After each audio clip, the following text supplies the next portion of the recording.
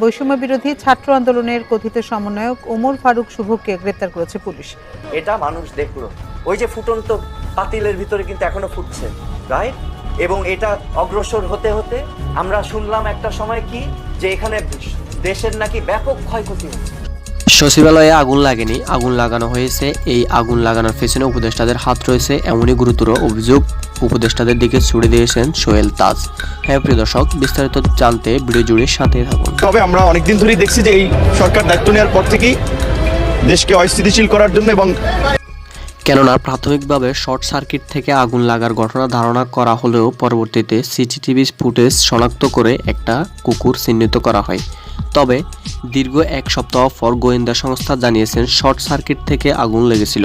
তবে এমন যুক্তি মানতে নারাজ দেশের রাজনৈতিকবিদরা।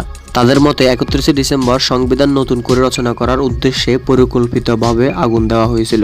এই সরকার যদি সুশাসন দিতে পারত, জনজীবনের স্বস্তি দিতে পারত, নিরাপত্তা দিতে পারত, দ্রব্যমূল্যকে কন্ট্রোল করতে পারত, আইন শৃঙ্খলা পরিস্থিতির উন্নয়ন ঘটাতে পারত, তাহলে কিন্তু মানুষ নির্বাচনের জন্য এত অস্থির হতো না। সেই মুক্তিযুদ্ধের পরের সংবিধানকে তো আমরা অস্বীকার করতে পারবো না, মুক্তিযুদ্ধকে তো আমরা অস্বীকার করতে পারবো না। একটা জাতি জীবনে একবারই স্বাধীন হয়, 71কে অস্বীকার করার কোনো উপায় নেই। আর 24 কিংবা 18 কিংবা 90 এর সাথে কিন্তু 71-এর তুলনা হয় না। 71 আমাদের জন্ম হয়েছে। তো প্রিয় দর্শক, দেশের এই পরিস্থিতি নিয়ে আপনার কি মন্তব্য কমেন্ট করে জানিয়ে দিন এবং পরবর্তী আপডেট পাওয়ার জন্য আমাদের চ্যানেলটাকে সাবস্ক্রাইব করে সাথে থাকুন। ধন্যবাদ।